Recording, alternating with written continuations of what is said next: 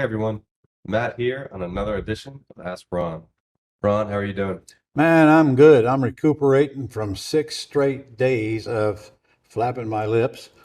First was the mastermind meeting for the masters and the mentees, and that was 3 days. It was exciting 3 days. We had a blast. St. Augustine Beach, Florida, right on the ocean in a hotel. It was really cool.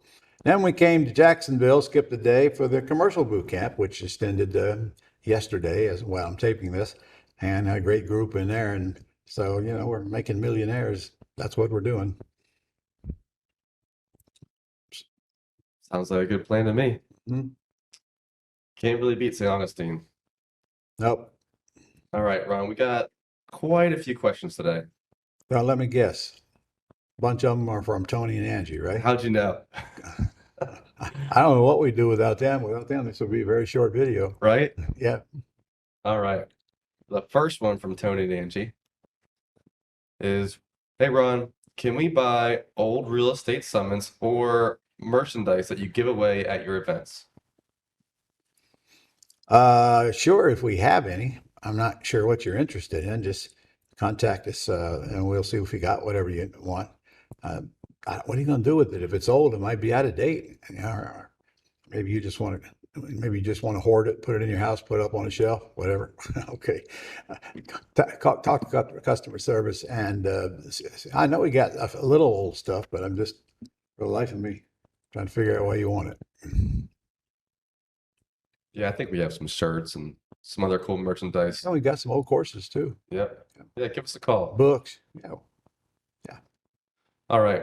Our next question is, Ron, although we have awesome websites, do you recommend that we promote our website on social media primarily and promote only our phone number on other social media and business cards, signs, etc., so we can keep that phone ringing? I don't think I'd want to use the same number on all of my stuff. I want to split it up, or I won't know where the call came from.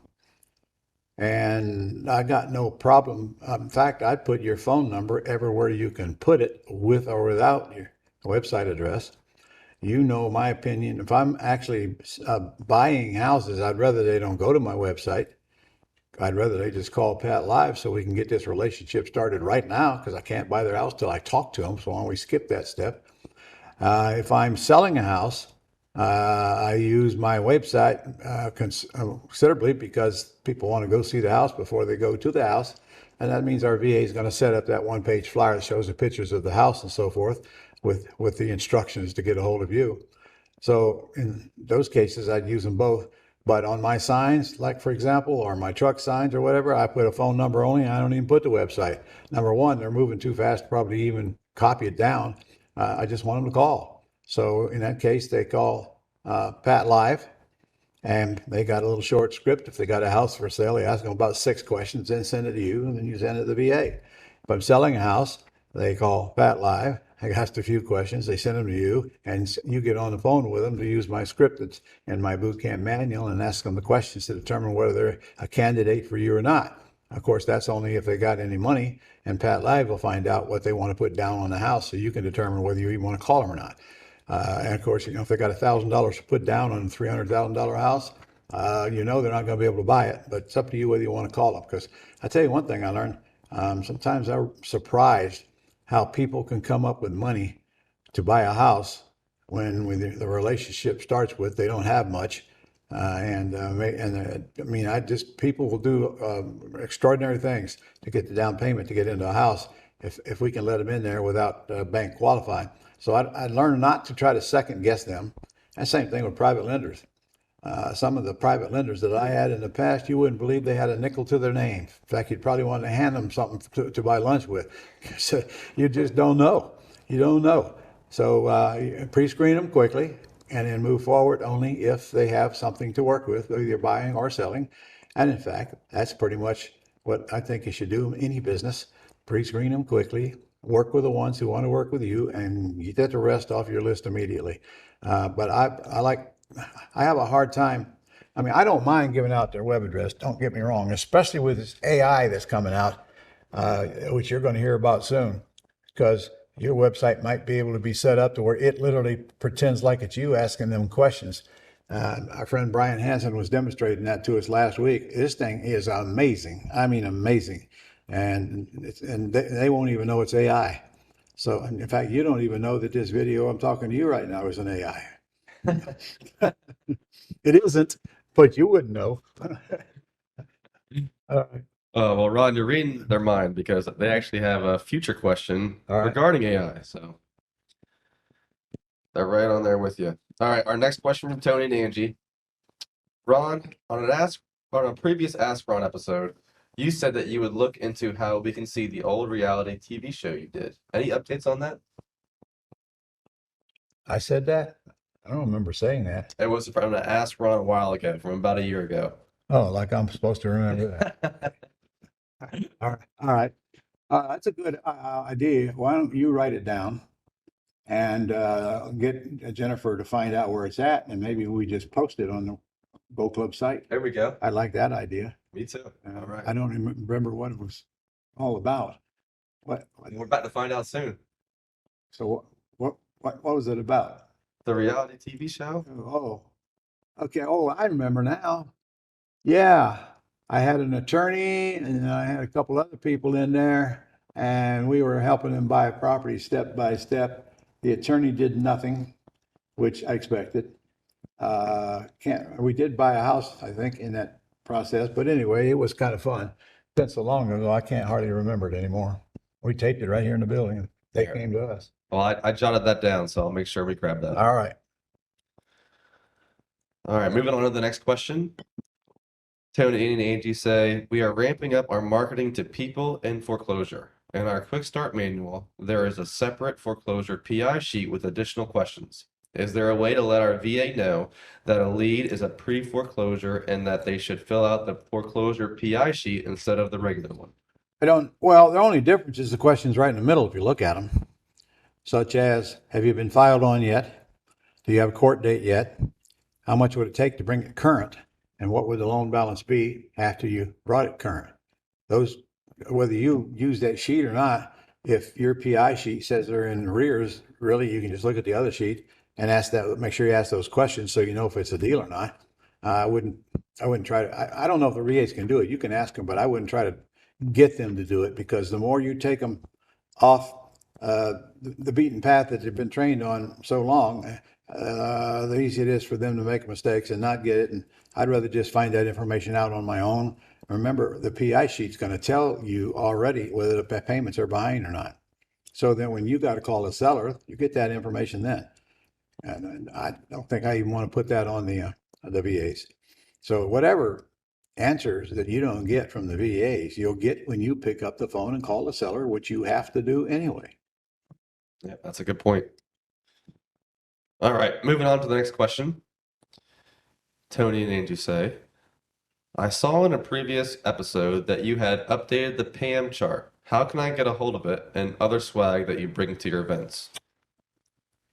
Well, if I bring swag to my event, you got to be at the event to get that. But we have not set that Pam chart up to sell yet. Now, there's one right outside my office. We're in a meeting room at my office building, and there's one big old monster one out there. But I'll tell you what, make a note, put that on the Go Club site. Okay, updated Pam chart. There you go. So I'm glad you asked that question. You know, we can't think of everything, especially me. I can't think of anything anymore. So if you got something you'd like to see, or you got comments, or you got some input, just let us know. I mean, it ain't no big deal for us to put that thing up on the website. You probably should have already been there, just nobody thought about it. Yeah, that's right. So it'll be on the Go Club site. All right. Now, by the way, if that ain't up there within the next few days, what's your cell number? Oh, no. It'll be up there. Don't you worry. Okay, I put it on him now. You saw me delegate it. So if it ain't up, Delegation is key. his name is Matt Hess. Just write that down. Oh, man. All right. Moving on. Quickly, huh? This runs from Tony. I, Tony, have a tendency to stay with something longer than I should. In your virtual boot camp, you mentioned that some lead sources work better in your market than others, and that you, in your acquisitionist, bail on some as well. How do you determine whether it is a time to bail on a lead source, or have you not given it a decent chance? Well, the time to bail is when you have given it a decent chance and it's just not working. I mean, look, if you're going to take a whipping, there ain't no sense of having that whipping continue for months and spending a lot of money on it. Just try something else. Adel and I have been doing that this whole year. And I'll give you an example. I tried Nicholas Nick to cold call by owners of homes here inside the Jacksonville market, which is about 1.5 million. We didn't get hardly any leads. So then I said, all right, we'll move to the outside areas around Jacksonville, and we started getting a lot more leads. Now, he told me that's what was going to happen when we signed up. But look, whoa, So, God bless you. but look, I'm a man. If it's already working, I got to fix it. So I ran the ads in the city. He told me if I get outside, I get a lot better leads. And sure enough, as soon as we changed, it happened. But you might go to another market and totally opposite. So you got to test your market, but you got to give it a fair test. That's true. 2 or 3 calls ain't a fair test. To do something for a week is not a fair test. So you got to give it a chance. Some of these takes time. Some of these things take time to get set up even. However, as I say, and I always say, don't be spending a bunch of money generating leads if you don't have the money to spend, or if you haven't mastered the closing call. If you or somebody you're working with hasn't mastered the closing call, then common sense would tell me don't spend the money because you'll just waste it, even if you get the leads. We are working, now this would require you having capital. We are working the foreclosure. We have foreclosures here every week online. We are also working the tax deed sale, which comes along nowadays 2 or 3 times a month. But in order to do that, somebody has to go look at these houses, not from the inside, at least from the outside, before you bid, or you're going to wind up making a mess. Now my sister's also sending me houses that are on the MLS, which I just started up recently. I mean, I haven't been working the MLS since 2016. Wow. Is when it started getting so waste of time, because everything on there was going for so much money. I wouldn't even think about getting close to that number because of all the greater fools getting in the business and not getting the training. Pay too much. And then all the hedge funds that somebody who's not looking to buy it and resell it will pay more than you will. And so anyway, the competition is so heavy in the MLS. Even to this day, I get these things every day. Talk to a realtor if you want. I don't know what they call it, but all it is a daily feed of properties that just came on the line, or something changed about it, price or whatever, or put under contract and didn't close, and now it's coming back. But you have to give them the parameters. All right. So I'm looking for junkers because that's all I'm going to find out of the MLS. We don't do pretty house deals out of the MLS. Okay. Somebody's got to pay the realtor if you do. And the realtor, they don't like it anyway, so I don't care. So I'm looking for junkers out of the MLS. The owner pays the commission, so I don't have any cost buying out of the MLS except marketing. Okay, there's no cost to have these things come across your desk every day. So there's a little square with a picture of the house on it, and then the asking price, bedrooms and baths and square footage, and that's about it. And you punch on that, and it'll bring you up to a larger description and photos, which are pretty important. So I bet I delete 10 of those a day. 10, I bet, because if I look at the picture, I immediately know whether I want the house or not. I mean, if it's a piece of crap and it looks like a piece of crap, and then it's overpriced on top of that, I just press delete. Okay. If it's a decent looking house with a decent looking price way below the ARV, I send it to Adel and he pulls the comps, gets them back to me, and then we send it right back to my sister and she makes the offer. We closed one last week that way, and I think we got a contract coming this week on another one. But they're all cash deals. Now, in this case, you got 30 days to raise the money, unlike when you buy them at the foreclosure steps or when you buy them on a tax deed sale. So it ain't for everybody. And don't think you're going to get a private lender to buy them on the foreclosure steps. If I bid here at 11 a.m., the money's got to be down there by 4 p.m. So private lender won't work for that. Now, private lender could work for the tax deed sales because they give you quite a bit of time to close on those. And problem is, you're going to do an awful lot of work for nothing because many of them are going to get bailed out right before the sale. We were going to bid on one tomorrow. Beautiful tract of land downtown. I mean, 200 and some odd $1,000 worth of taxes.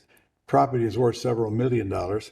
All right, I knew it was going to get bailed out. I told Adel it was going to get bailed out. I told Tits there ain't no way they're going to let that go to the sale. But the thing is, you never know because sometimes it just gets overlooked. So anyway, got off track here. We use about 6 or 7 ways to find deals. Some of them I plow money into, some of them I don't. Anyway, get to Quick Start School. We'll go over all of that. All right. Moving on to the next question, Ron. Tony and Angie say, if I reach the end of my term with a seller and the seller decides to extend the term, what documentation do I need and what do I do with it to make it official? The answer is an email from the seller saying they will extend the term. That extension needs to be laid out in time. In other words, how long will they extend it? And frankly, that's all you need. You stick that in your file until you need it, or if you ever need it. If you got an email from the seller saying they'll extend your term, you will never need it because you got proof that they did it, that they forget about it or change their mind or whatever. And it's all you need. There's no special form or anything. I am sure somebody could create one, but I'm telling you that email is just as good as long as it clearly states, I agree to extend the term on 123 Main Street until August 1st, 2026, and they sign it. That's all there is to it. Don't make it hard. Just make sure you get it in writing. Yeah, definitely, yes. All right. Our next question is, to minimize taxes, some of my lease option deals should be done in my Roth IRA. I would use a small withdrawal from my IRA to pay for any expenses related to getting the lease option in force, maybe even the first month's rent with the seller. Then the following goes into my IRA: the non-refundable option deposit, the monthly cash flow each month, and the profits from the final cash out when the goose dies. Is that correct? All correct. All correct. Means you were listening. Congratulations. Way to go, Tony and Angie. All right. We're down to our final 3 questions from them. Gee. All right. Hey, we're getting some good questions from them. We Keep should them coming. have Tony and Angie section. All right. Their question is, in the last Quick Start I attended, I enjoyed your analysis of our business cards. Do you have any plans to do more training on how we brand ourselves in the marketplace? Fact of all, I don't believe you because, I do that. I examine people's business cards and frankly, they're all crap. In fact, I told them that before they even handed them in, but they did it anyway. Guys, I think you can probably turn loose of the thought about branding yourself. You don't need to brand yourself. You don't have the money to brand yourself, and you're not going to brand yourself anyway, because there's other people in your city buying houses, and sellers don't know the difference, but it doesn't matter. Okay, you get out there and do your own marketing and quit worrying about a brand, and you just won't live long enough to get one of them. And buy houses and forget about what your competition is doing. Stay active, stay on target, stay down the path I set you on. Pretty soon you'll be getting deals. 2 things: generate leads, handle a closing call. You get that, the rest is easy, as you know. That's right. By the way, we got a virtual boot camp coming up here in Jacksonville next week, ain't it? Mm-hmm. We got another one in November, and there's plenty of room in both of those if you guys can come to Jacksonville. And we're having it in our office building here, where we have our meeting room set up. So those are the last 2 boot camps that I'll be doing, the last 2 Quick Start. I'm still got a business management boot camp to do, which we're only doing twice a year. It'll also be here in Jacksonville. So maybe you want to get a jump start on next year. I'm not talking to you, Tony and Angie. I'm talking to the rest of the people listening. But you're welcome too. All right. Let's see. Our next question. Ron, you were kind of jumping the gun on this one with the AI. Yeah. In one of your last Ask Rons, you mentioned being excited about some things you are learning about AI. Can you share anything you've learned or some resources we should be checking out?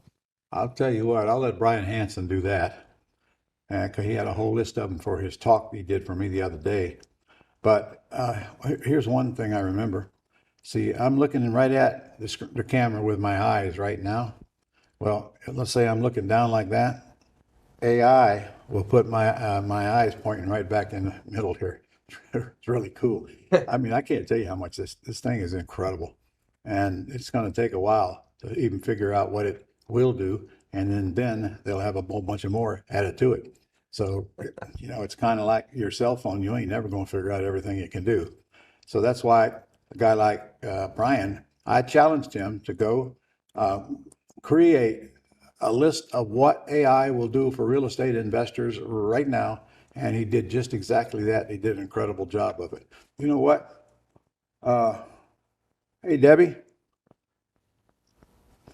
why don't we, because we recorded that. Hey, Ron, we Yeah. actually, didn't we send that video out in the Gold Club Weekly? I don't know. I don't believe it was in the Or weekly. maybe we're planning to send it out in this week's Gold Club Weekly. I think that sounds about right. Okay. Look at you go. You're going to get his whole talk, which I forgot about. I knew it was something. And I'm telling you, you're going to be impressed. So when you open up his video, just hang in there. I think it's, I don't know, maybe an hour and a half long or something like that. You're going to be shocked at what AI will do for you. I know I was. And that's not just in real estate. It applies to any business nowadays. It applies to your personal That's right. life nowadays. It's scary. I can tell you what I did with AI before I even heard Brian. I want to take a trip around Florida. And I told it, I want you to map me on a trip from Jacksonville through Key West, back up through Tampa and Orlando and to Jacksonville, and lay out all the places that I should visit on the way. And we'll be traveling in an RV. I literally, within 60 seconds, I had a list this long, route by route, miles between each destination. I mean, it's incredible.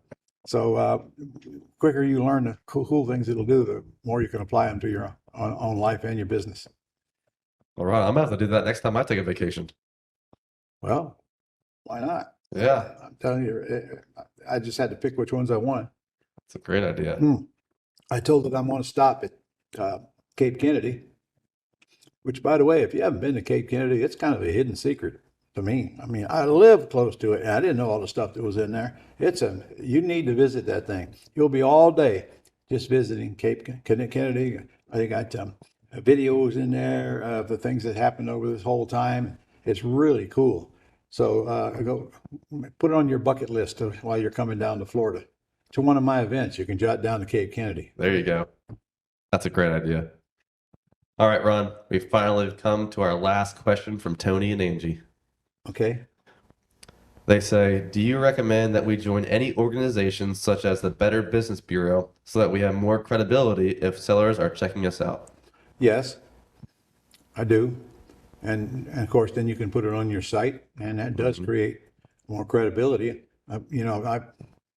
Only because the people who are in the Better Business Bureau don't know that it's just a way to extract money out of you. But in the real world, perception is reality, and they figure if you're there and you got a good rating, it does give you credibility. All right. Tony and Angie, there you go. Okay. Thank you again for the questions. We have 2 questions left, though, Ron. 2 final questions. All right. The first one's from Derek, who's in Pennsylvania. Derek, first off, go Birds. Secondly, Derek says, it seems that the seller benefits by avoiding short-term capital gains tax by selling with terms. Is this correct? And if yes, should it be mentioned in the no script? All right. First of all, short-term capital gains mean they sold it in the same year they bought it. Okay. And if they do that on installment sales, it spreads the taxes out over the life of the loan, but it's still short-term. They got to own it a year before they can sell it with long-term capital gains. And even though those taxes are spread out over years, they're still going to pay about half as much tax. But if it's the seller's residence, they're not going to get taxed on it anyway. All right, there you go, Derek. Our last question of the day is from Corey out in Ohio. Ron, you were just in Ohio. I was. That's up, by the way, not out. Yeah, up, Okay. up and out. Yeah. All right, Corey says, if I have a rental property that I own and has a small mortgage of 35,000 on it, and my tenant is vacating the property soon, what is the best way to do a work for equity rent to own? It's probably worth about 55 to 60,000 as is. ARV could be 90 to 100,000. All right. Well, first of all, I charge way more than 55.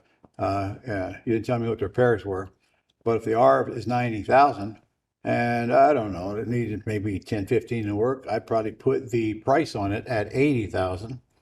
And then from then on, it's nothing more than a normal lease option, except I put the word sweat equity in my advertisement so they'll know it's not, that it's going to need work.